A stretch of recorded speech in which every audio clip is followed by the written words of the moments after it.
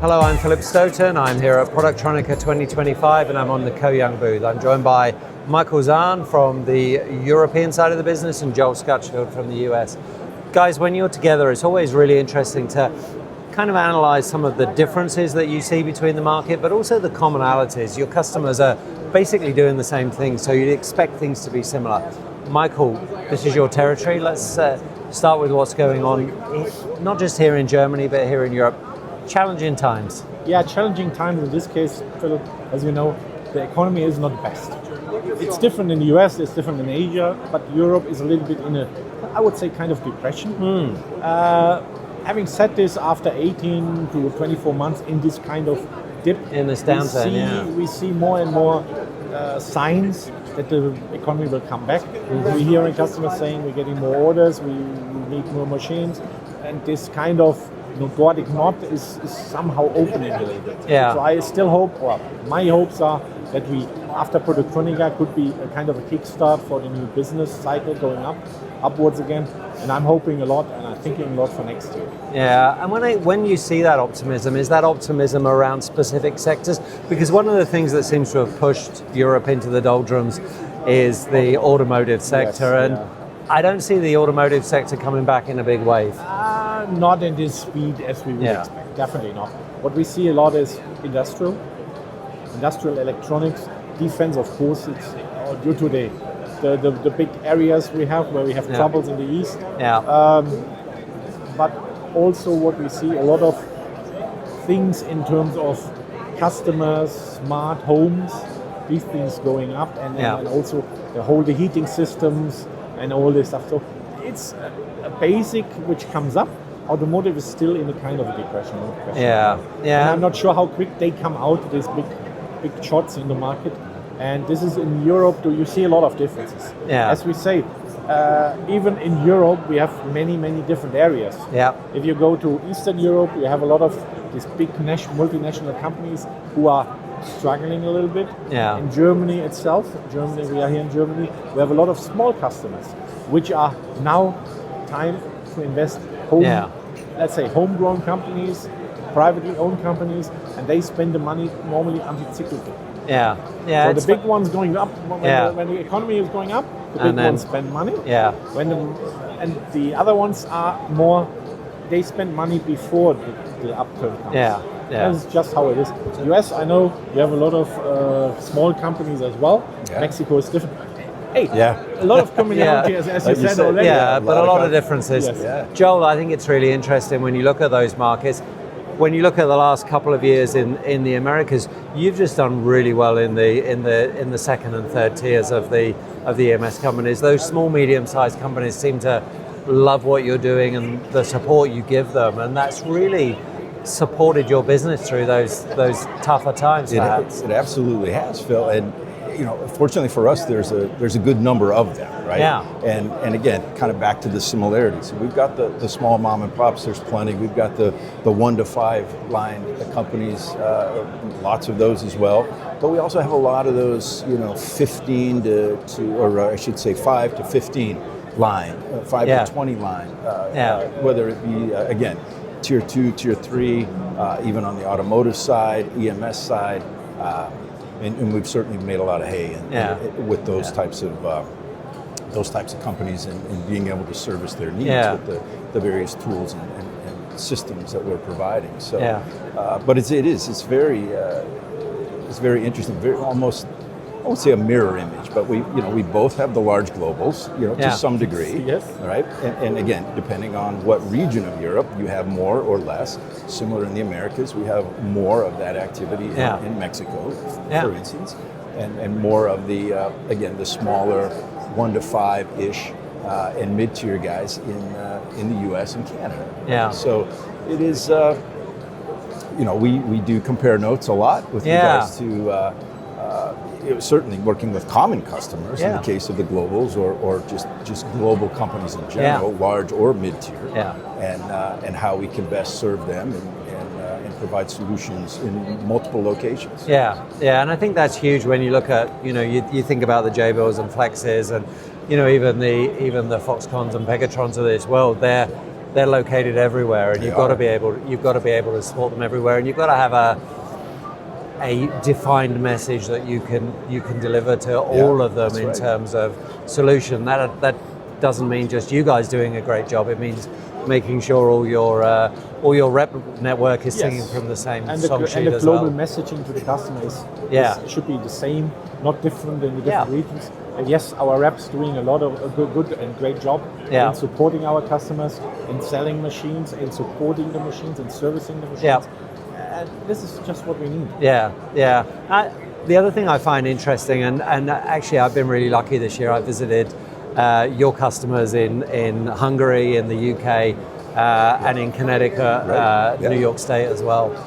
So it's great to listen to them. There's certainly with the UK and the US, I found a commonality in what they were looking for, and it was kind of, okay, we love the kit's great, we love the support and service we get. We're really interested in what we can do with the data, and that data's all bubbling up. We know we've got the best images in the world. How do we leverage those to make us more productive? So I think that's something that you're seeing in common. Is that something you're both hearing from customers? You know, this desire to have some guidance through this next chapter of digital transformation? I think so, for sure, Phil. In fact, it's that, and it's the AI initiative as well, right? How are you using it? What does that mean to me? You know, that's the question that customers should be asking themselves. It's not just do you have it or not, but what is it doing, and what is it doing for my operation? What's the dividend? And that's what Michael's showing this week here at Productronica with his team, and basically how our smart solutions, if you will, our AI solutions, are doing just that. You know, between the various tools that we've talked about over the years, now really having come into their own and being utilized by customers both in Europe and in the US. And certainly more calling for all of the above. And you're hearing that from your customers here as well, the demand for... And basically for me, AI makes sense when I'm supporting a customer. Just making an AI because of AI doesn't make sense. No. We have to make give value to the customer. They have to improve something. They have to spend time or save time. They have to save money. And it has to help them to somehow help the production, help them in total. So therefore, there's AI, and our solutions we showcased this week here are really, in this case, productive, increasing productivity, saving costs on the other side, as well as improving the quality.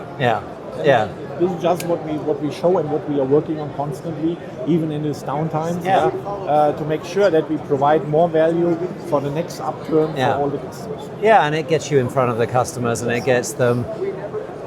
It underlines that awareness that Ko-Young are that trusted partner that really do understand the pain we have. So you've either got to solve a problem, or you've got to come to them with a really good value proposition that has a really smart return on investment that filters down to the bottom line. My sense with AI and the whole digital transformation thing, and I think it's been true since we first started talking about Industry 4.0 years and years ago, is that it only works with collaboration. We've not just got to connect machines, we've got to connect companies, we've got to connect people, we've got to get out of the silos as well as getting our data out of the silos. You have some pretty cool collaborations with Fuji, with Cyborg, with companies like that. They're really important to you and important to your customers. To us, and we are important to them. Because with these connections, our AI solutions, or even our machines with them for a complete line solution is damn important for them and for us, because there we can show customers really the advantage in working together. Because otherwise, you said it, working in silos. My printer, my SPI, my pick and place, all the best. Always the other is the reason. Now working in a line and talking to each other helps also to reduce the time until a line is up and running, until the problems are solved and defects. Collaboration between companies is important, and we need to, let's say, increase that even more.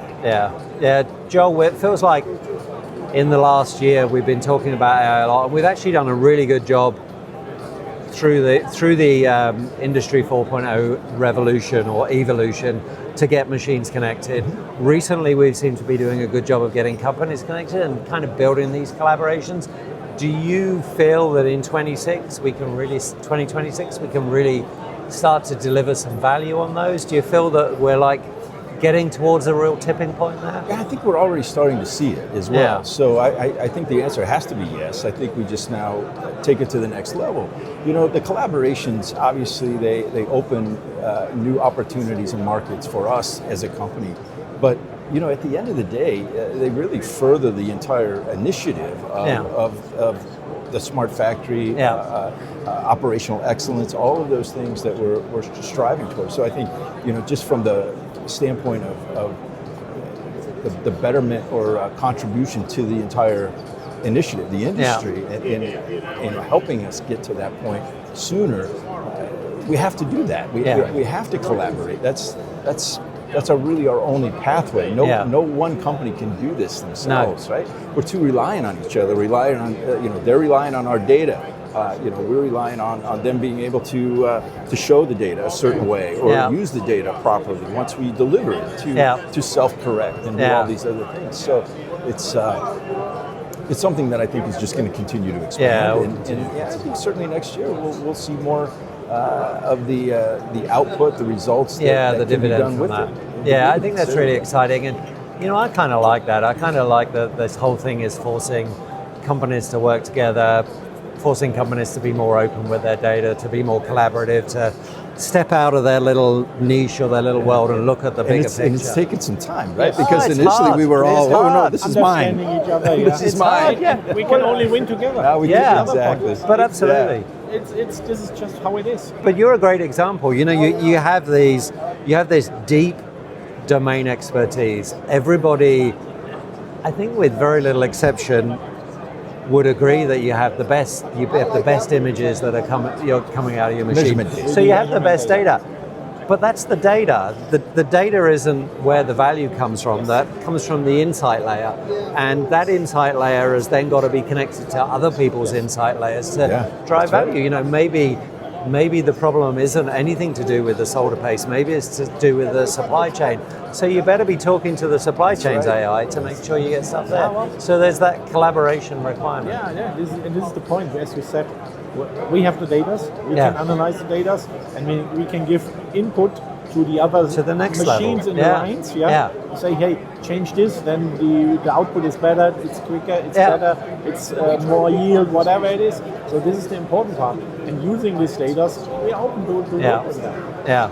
Yeah. No, I think it's exciting. I think we're in for an exciting period of collaboration ahead, and hopefully we'll break through and we'll get past that industrial revolution, but we'll actually get further than we originally even thought we were going to get. So I think exciting times ahead.